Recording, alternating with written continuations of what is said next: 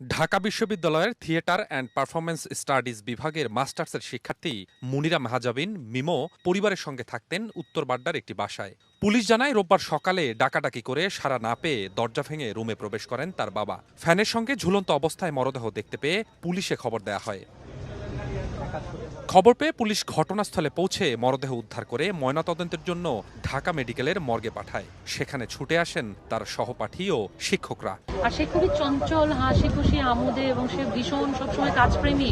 এটা বিচারের মাধ্যমে যারা ওর মৃত্যুর জন্য দায়ী তাদের আসলে সাজা হোক এবং সঠিক বিচার হোক। পুলিশ যখন আমাদেরকে সকল শিক্ষকের সাথে উনি কথা বলেছেন, উনি বলেছেন যে একটা চিরকুটে সেখানটায় আমাদের বিভাগের সহযোগী অধ্যাপক ডক্টর সুদীপ চক্রবর্তী, ওনার নামটা আছে এবং পাশাপাশি ওরই একদম ক্লোজ ফ্রেন্ড সহপাঠী, একসাথে ওরা পড়াশোনা করতো, মেহানি। এই দুইজনকে ওনারা পুলিশ হেফাজতে ওনারা রেখেছেন, ওনারা প্রশ্ন করবেন। পুলিশ জানায় মরদেহের পাশ থেকে একটি চিরকুট উদ্ধার করা হয়েছে। সেখানে ঢাকা বিশ্ববিদ্যালয়ের থিয়েটার অ্যান্ড পারফরমেন্স স্টাডিজ বিভাগের এক শিক্ষক ও এক শিক্ষার্থীর নাম উল্লেখ রয়েছে।